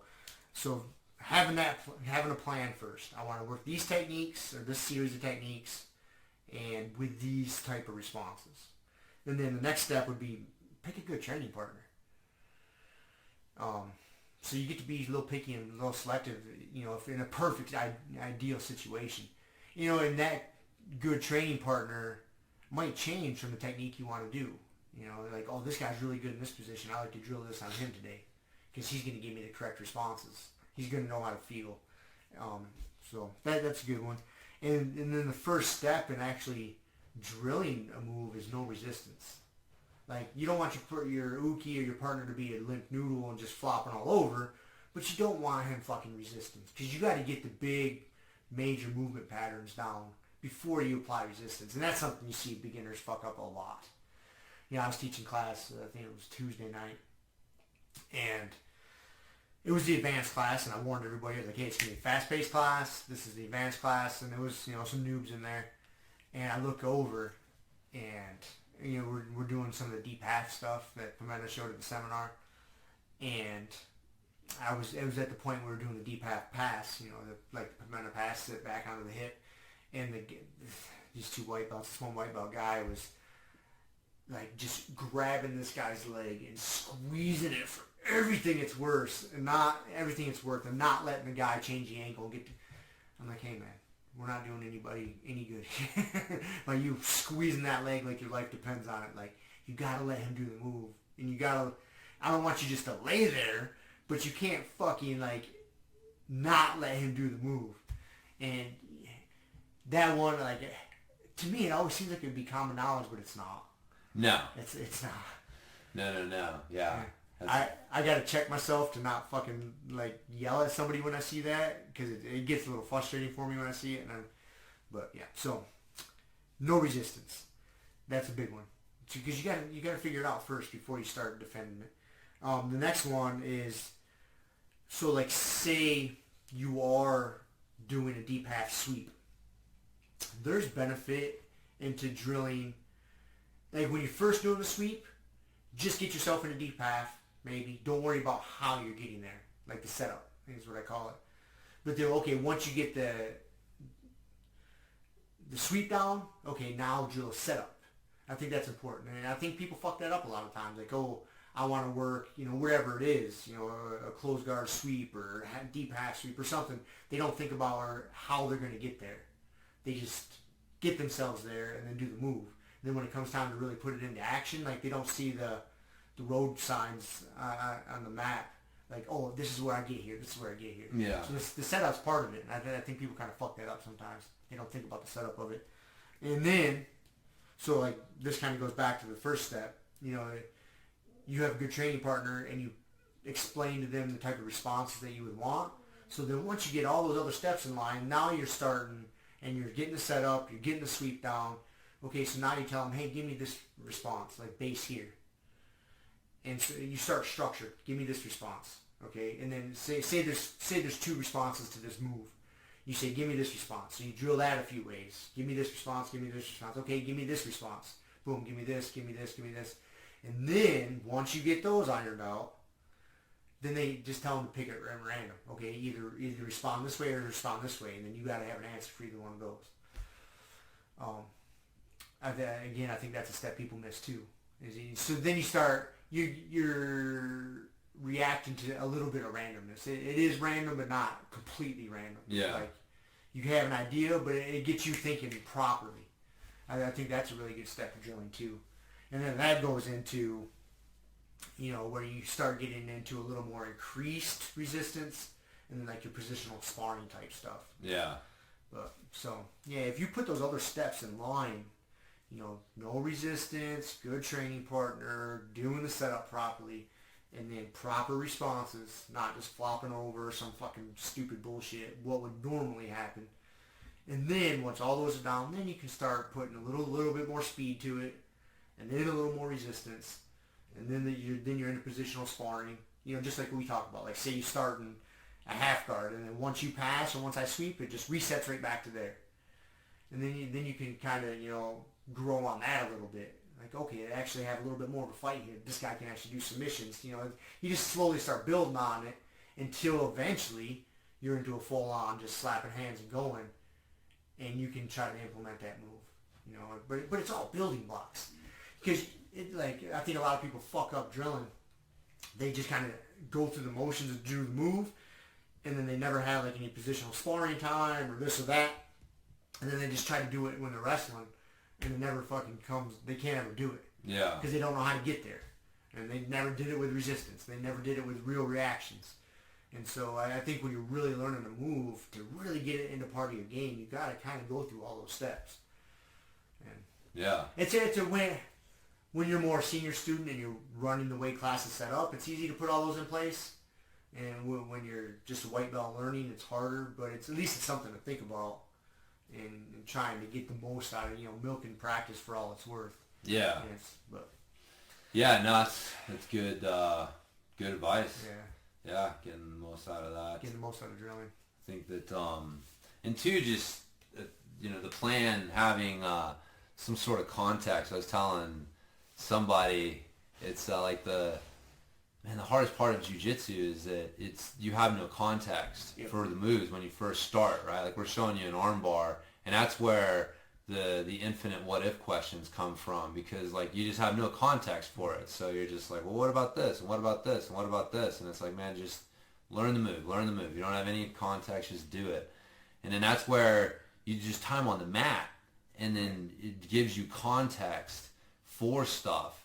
And then that's where you start to, figure out, what do I need to work on? This is always happening to me. Okay, well, let me figure out an answer for that. Let me ask somebody, and then, go through, like, the process that you just laid out. Like, okay, I'm always getting, my guard pass. And so, okay, here's I need to get, leg lasso and work on my lasso guard. And so I want to, you have, like, a specific reason for why you're working on shit, I think is kind of the other thing is, like, okay, you go through all that, but then you say, well, okay, why were you doing that? And you're like, I don't know, it just seemed like fun. I saw the move and it looked cool. Okay, well, that's great, but like, is this actually helping, like, plug a hole in your game, or or you're purposefully adding a weapon to your arsenal because you're doing it intentionally? And so, but yeah, like using reality to help guide your training is helpful. But yeah, when you're doing it, like, it is hard to do all those steps, but the main ones I think are having the plan, and then thinking about not just the move itself, but how you're getting to the move. Yep. And then also, like, how you're going to deal with reactions to the move. It's those two ends where, like you're saying, people get lost. They'll focus so much on the move, and they'll forget, like, man, I've got to get there, and they're not just going to sit there and let me do it. I got to have an answer for their for what they're going to do. And, like, that's where you get really effective with a move, when you start understanding how it fits in the bigger context of jiu-jitsu. I guess that was kind of the point, is like, without context, that move doesn't really mean anything. So any of that context, like, comes just from time on the mat. Yeah. You gotta put the time in. Yeah, and I realized that as I was thinking about this and writing this stuff down. To me, it's just, and I know to you, it seems like very simple, common sense steps, but I get that to a new person, like, it's kind of a convoluted fucking process. Yeah. And it needs to be, like, chunked more. Like, it shouldn't, like, if I was to really break this down for a beginner, like, hey, this is what you should do to make drilling effective, I would boil this down to, like, those 3 steps. Pick a technique, the setup, and answers to some common responses. Yeah. And then the rest of the stuff is kind of getting into the weeds. Yeah. Getting into the details a little bit, but that's the main. I think that's the main thing, and and then the positional sparring, because that's a good. It's those live random reactions that you need, but you got to have a basic idea of the move in the first place. Right. So but then you fucking pick on white belts. Yep. And go from there. Pick on blue belts. And pick on blue belts. Yeah. And just work your way up the food chain. Yep. Yeah, that's the way to do it. So, no, man, practice is super important. But if you're not, it's that intentional practice. I mean, everybody talks about that. Dude, that 10,000 hours rule, that thing is it's fucking hilarious how many people talk about that like it's an actual thing. Mm-hmm. And it's like, dude, it's not a fucking thing. Like, just came up with it to sell some books. Yeah, it was the average number from a study. Mm-hmm. And again, like I always joke about this, the average is the number that nobody got. Mm-hmm. Like, no one got the average. Everyone got more, everyone got less, and then you add those all up and you divide it and you come up with the average. So no one actually took 10,000 hours to achieve mastery. That's the irony of that rule, is if you understand where it came from, you understand that actually that no one hit that number.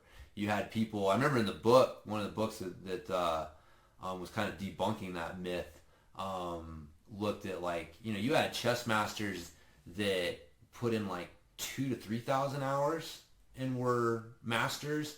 And you had one dude who it took him 20,000 hours to to get to that level. Grandmaster. The Grandmaster, right. But it's just, people throw that number out there like, you need to hit 10,000 hours of practice and you'll master this. And it's like, that's bullshit.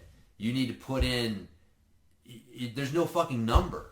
There is no number. You need to be putting in intentional practice as often as you can, and the rest will fucking take care of itself. Like maybe you're a freak and it takes you 2,000 hours. Maybe you're a little denser and it takes you 20,000 hours. But like if you try to focus on a specific number that I need to do it's really taking away from what that meant, which is like, no, these people were just, they didn't give a fuck about that. Every day they woke up and they were obsessed with, what do I do today to get better?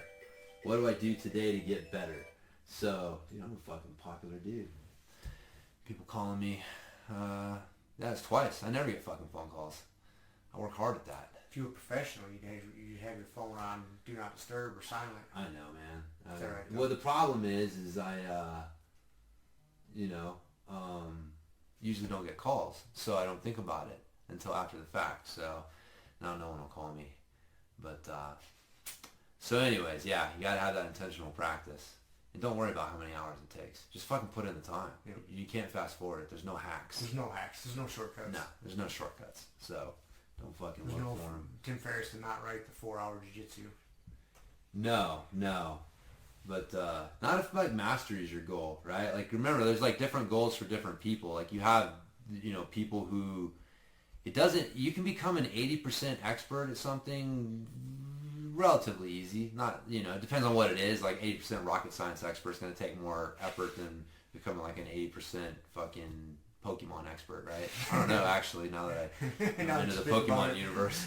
But, you can get to that 80% level and then you're like better than most people. And that's the thing. Like guys like Tim Ferriss, like he's not trying to become a master of anything. He's a generalist, and that's great. People have an argument for that, but if you wanting to master something in your life, you can't take the 4-hour fucking body, the 4-hour work week, that hack your way to success approach. Like that's just not the way to mastery. And so but if you're in something that you don't give a fuck about mastering, I just need to get confident at this so I can add it to my skill set so I can use it. Like, yeah, go that route. I'm all about the fucking hacks and the shortcuts and stuff if it's something like that. But it's just, the problem is when people can't distinguish between those two things, and they're trying to master shit that they don't need to, and they're driving themselves nuts and spending way too much energy and effort, or they're applying this fucking bullshit hack mindset to like jiu-jitsu, like something that this doesn't work. Like this is mastery. The only way you're ever going to get where you want to go is fucking mastery, and they're two different pathways. So practice is part of both of them. Yep. So there you go. Speaking of which, man, there was a study I found on the use of YouTube for BJJ. There was a study on it? Somebody actually did a study. Oh man, I want to hear this. And dude, it's hilarious. It is from the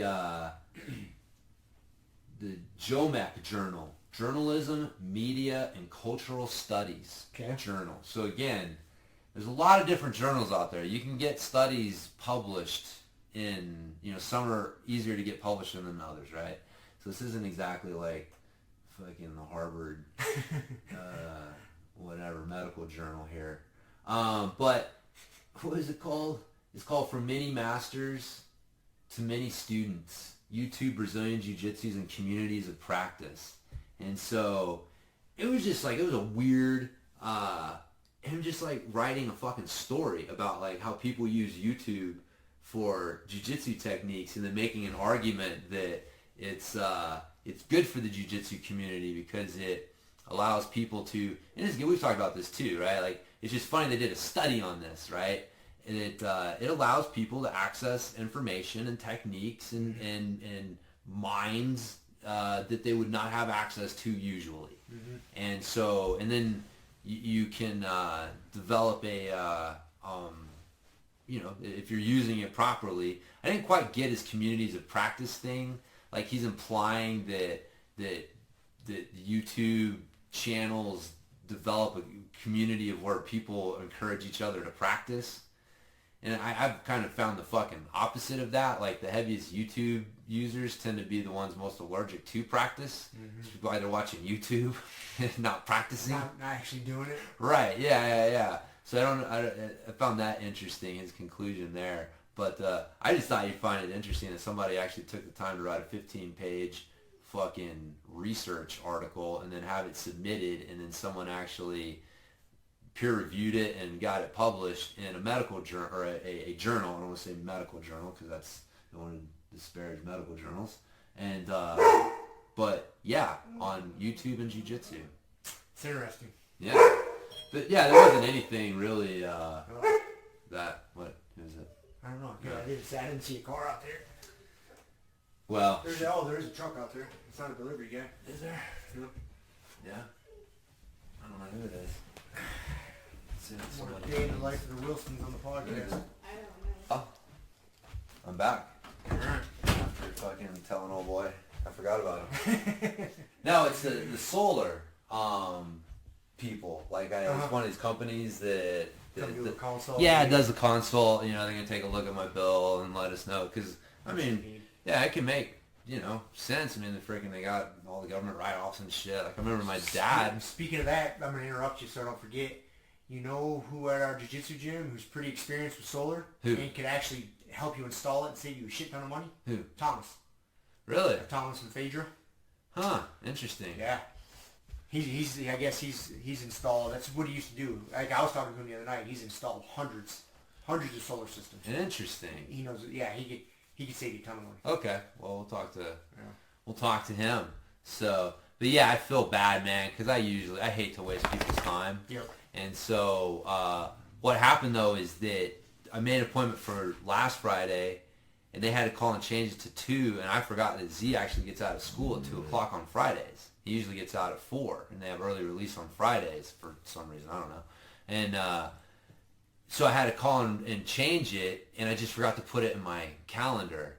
And so, I hate wasting people's time. I hate when they do it to me, right? Like, if I expect people to respect my time, yep, I need to respect theirs. And so I usually, I don't like to just do that. So, but he was a nice guy, so we'll make another appointment and see if we can save some money on some solar shit. Are you gonna get some panels installed? Dude, if it makes sense. Yeah. I mean, my dad had them on his house, and you know, definitely. I'll probably do it eventually. Yeah. I think that it makes sense if it, you know, the governments, I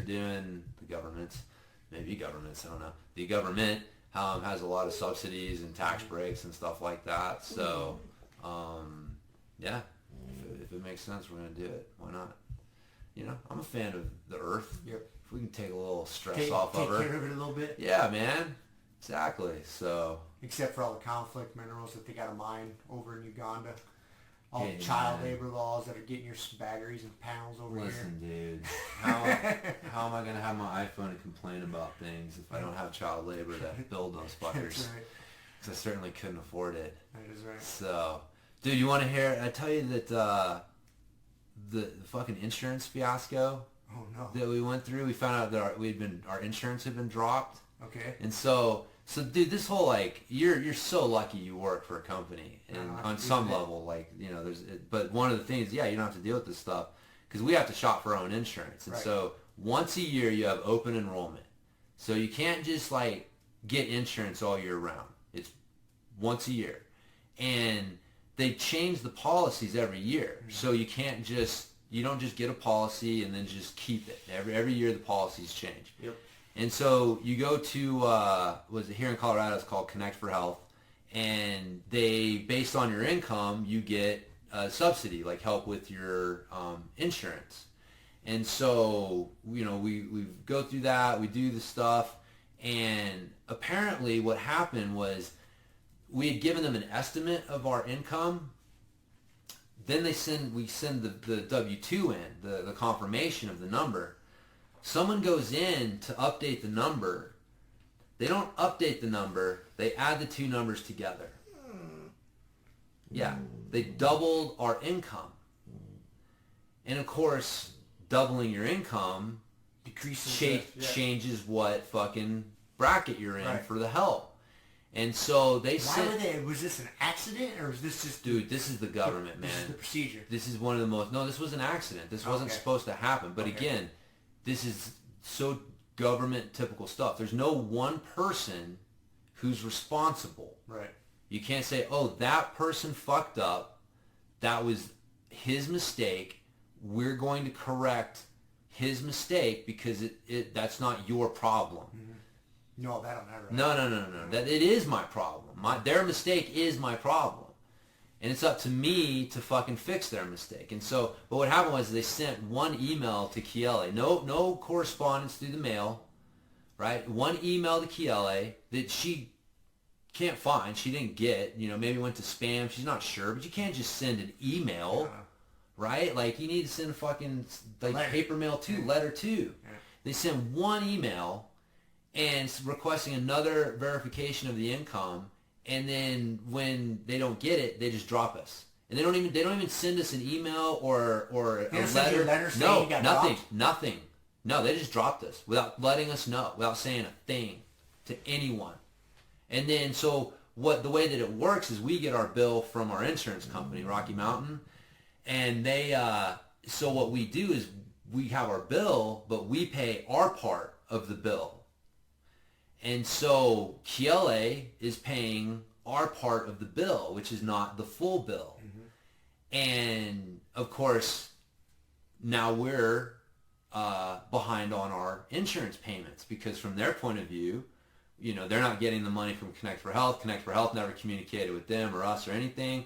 And so, after 2 months of that, they drop us with, again, no warning, nothing from Rocky Mountain saying like, hey, you guys are behind on your payments. If you guys don't get caught up, we're going to drop you. Nothing. No, we just got dropped. So we had no insurance for like a month. Didn't know it.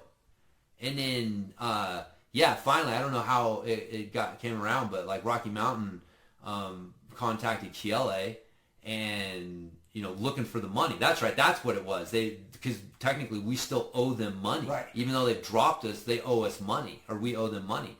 So they come looking for their money.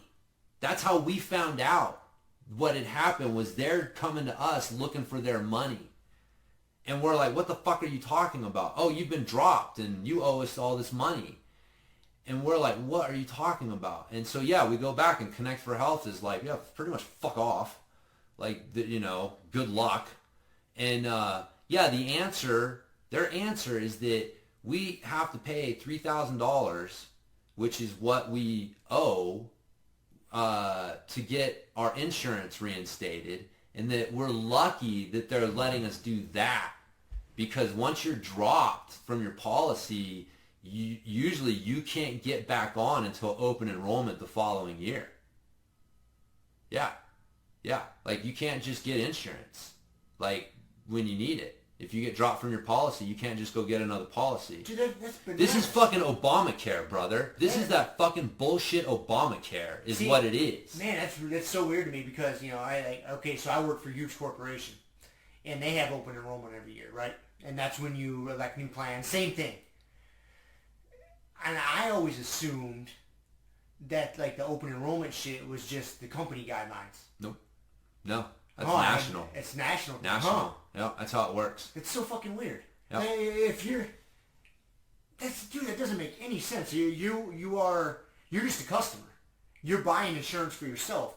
So they're selling a product that they only sell once a year. The problem is the government's involved. Like once Obamacare hit, like I don't know if you remember, man, but they literally, people were signing that and they never read it. Yep. And people still don't understand the ramifications of it because the vast majority of people in this country are shielded from it because they work for a company. Right. The company's dealing with it, but they're not dealing with it. Yes, I don't know. And do that. It has turned the insurance game, the insurance fucking thing, it's crazy, dude. It's so expensive. It is such a hassle to deal with. It is out of fucking control. And it is 100% because of this Obamacare fucking bullshit. And where they turn insurance into health care is what they did. And they're not the same thing. And fucking ignorant assholes out here who don't understand the difference or have blown the fucking system to pieces. You can't take an insurance system and make it a healthcare system. They're not the same thing. And, you know, so yeah, here I am, me and my family. It's like, where, you know, I'm lucky. I'm not rich. Like $3,000 is not like, oh, nothing, right? But I'm lucky. I'm in a position where like that's not going to cripple me. I'm sitting here thinking like, dude, what would I do if I was just like a normal Joe Blow, living paycheck to paycheck? I just found out that my family has no insurance through no mistake of my own, and my only answer is to come up with $3,000. And here's the other thing: until Connect for Health fixes the problem, we have to continue to pay the entire premium. They should be able to fix problems like that. No, man, they should be. But getting the government to admit that they made a mistake and fixing it is impossible, man. Because there's no one person who's responsible. Like it is fucking insane. Anyone who thinks of getting the government involved with anything is a fucking moron. Dude, the government's not efficient at anything. It's not efficient at anything. Like, it's efficient at taking your money. Right. That's it. And wasting it. Yep. And so, yeah, we thought putting them in charge and giving them all this fucking power over the insurance system was going to fix something. And it's like, dude, it's fucking horseshit. It's disgusting when I really think about it. And I'm powerless, man. You know what I mean? Like, I don't want it, but I can't, there's nothing I can do about it. It's part of the system now. And if you want your family to have insurance, I have no choice. I have zero choice. They have taken away all choice that we used to have. And the answer was not Obamacare. It was deregulating it so that you could sell insurance to other states. Like that was the problem. Was like if you were in Colorado, I couldn't buy insurance from a company based in New York, even if they had better rates and everything and all that stuff. So you didn't have true competition in the insurance industry like you do in other industries. And so that was part of the problem. It wasn't, you know, we need Obamacare and the government to step in and start fixing it. It's like we actually need to deregulate it a little bit. We need to open up the competition. We need to get rid of the fucking lawyers and the lobbyists who are, you know, pushing all this shit. And because again, like insurance is so fucking expensive because it's so easy to sue people. So doctors, it's just insane, man. It's insane. So, but yeah, we got caught up in that nonsense. It sucks, man. You're just powerless. When's open enrollment? Could you just beginning of the year? Oh, it's months away, man. So yeah. It's too much of a gamble to wait. Oh yeah, I can't get. Maybe if it was just me, but not with my family. Not with a 6-year-old crazy boy running around. Fucking, it's insane. Yes, and like I said, it's just there's nothing. Like if I would have gone into the hospital, and you know he gotten hurt, and I take him into the hospital, and they're like, oh, you don't have insurance. Mm-hmm. Then like I owe that money. Like you know the insurance, there's no fixing it. You know we go back and we show Connect for Health fucked up. Shouldn't they have to pay for this? Nope. No, they won't. It's just like that's what could have happened. Like I could have just gotten fucked over 20 times over, and there's nothing. There's no recourse at all because it's just some fucking nameless, faceless government entity that some fucking assholes put into place without knowing what they were really doing. It's so frustrating. You know, I was actually just reading that. There was a statistic the other day. I forget what percentage of people that get put into financial ruin or bankruptcy just from one major medical expense. Yeah. Well, you know, a car accident or something like I just did, like go through a knee surgery or something. Like how many people that just fucking ruins. I read that because then it made me feel really grateful, you know, because I'm pretty financially responsible. And, you know, I've been off work for 6 months and it hasn't ruined me. But there's a lot of people that you go through something like that and it's just, they're done. Yeah. They're just fucking toast. Yeah. And it's just, whew. Yep. Yeah. And, yeah, it's, the other thing, too, man, I'm a goddamn minority. I'm an American Indian. Motherfuckers. You know? I'm like, you guys are fucking with a minority here. That's what I want to do. Like, ain't you guys fucked my people enough? Nope. Not enough. No, you just gotta get me too, huh? Here's a smallpox blanket. Yeah. And no Dude. insurance. Yeah, no insurance, exactly. Like that's so anyway. It's frustrating. Fuck you, Obama, and your Obamacare. You weren't a horrible president, but that was a terrible piece of legislation, and you have fucked a bunch of people's lives up because of it. So thank you very much. We appreciate you. Fucking Frustrating. assholes. I know. You roll out a plan like that. None of those assholes that voted for it, they don't go through Obamacare. Nope. They have their own insurance shit for senators and the president and all that stuff. So they fucking force something on all of us that they don't have to participate in. They don't have to deal with. Nope. Yeah. So they have no idea what it's like to have to deal with. Nope. And the good majority of the people, I mean, are people like me that work for somebody that don't have to deal with it. Yep. And so you're voting for something that you have really zero skin in the game. Well, again, because they, oh, this evil insurance company dropped this person when, they got cancer. Okay, that's terrible. I don't want that. Like, okay, like there's got to be some answer to that. But, like, the feeling that I get is that anyone who was not being harmed under the old system was somehow complacent to all of the harm that was being done by that system. And so now we've got to set the system up to harm them. Mm-hmm. Like we got to take the harm away from the people that were being harmed, but not in a way where everyone is fucking being taken care of. We got to fuck over the people who weren't being hurt by the last system because they obviously deserve it. Like that's exactly what it feels like. Is like, what did I do? Like, why is my insurance so much more expensive? Why is it so much harder to get? Why is all this bullshit happening? I didn't do anything. And it's like, well, you were part of the old system where they were denying fucking people insurance. So obviously, you deserve to pay extra now. Or I don't know. I don't know what it is, but that's what it feels like. So It's frustrating. it is, man. Very frustrating. It is. You feel like your own government is fucking out to get you. But There's a lot of times I think they are. they are, man. I think they are. So, anyways, there you go. My fucking rant on Obamacare. It's not the first time. No. Probably won't be the last. Nope. So, I got one more little bro science thing I wanted to throw at you. All right. So, a study broke down the work and rest stuff for Jiu Jitsu. Okay. So there's 117 seconds of effort for every 33 seconds of pause. Okay. And that within the effort, it consisted of blocks of 30 seconds of low intensity effort with 2 to 4 seconds of high intensity effort. So, does that make sense? Yep. And anyway, this found was kind of interesting that they can like kind of quantify The amount of effort. Yeah. It's like, okay, for every, it's basically, I mean, not that like 100, we just go like 120 seconds of work to 30 seconds rest. I mean, that's basically a 4-to-1, Mm-hmm. right? Yeah, 4-to-1 work to rest ratio.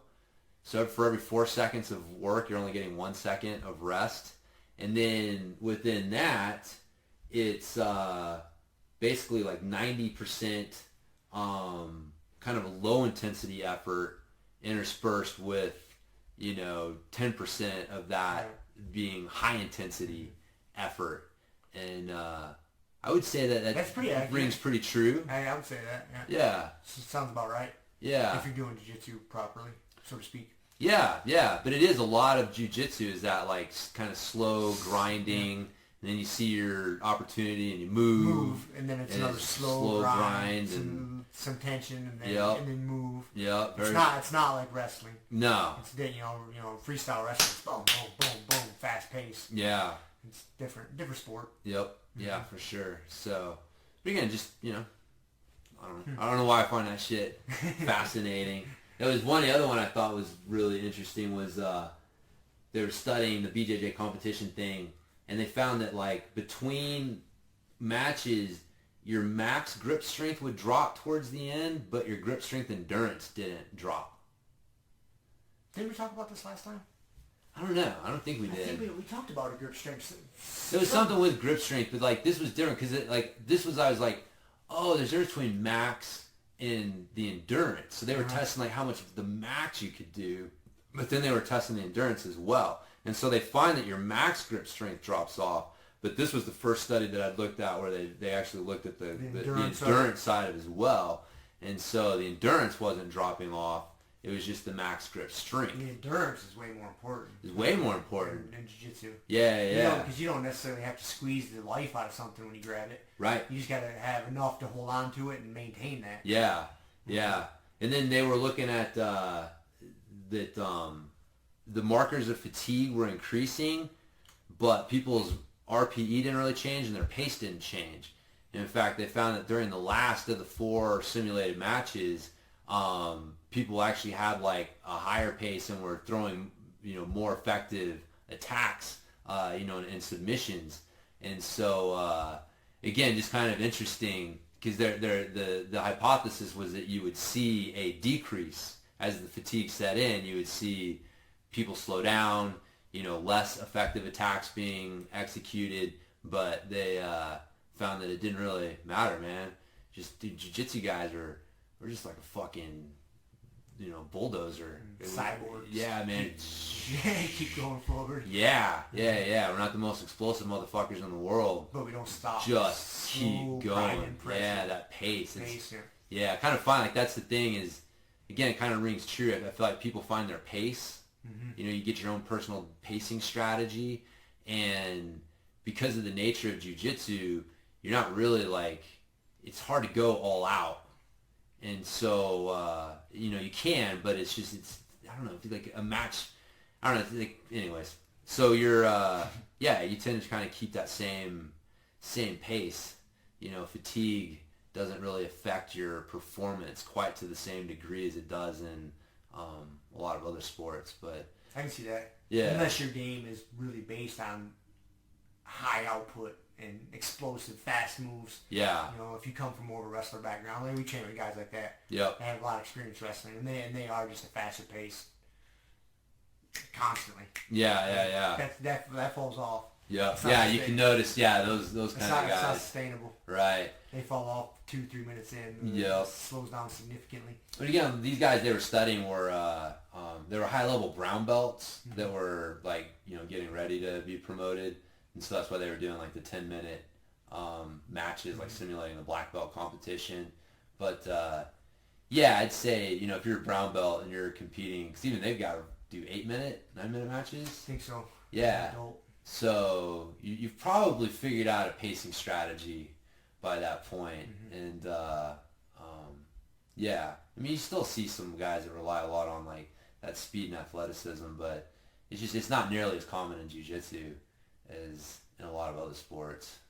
So it's the gi is the great equalizer. Yep.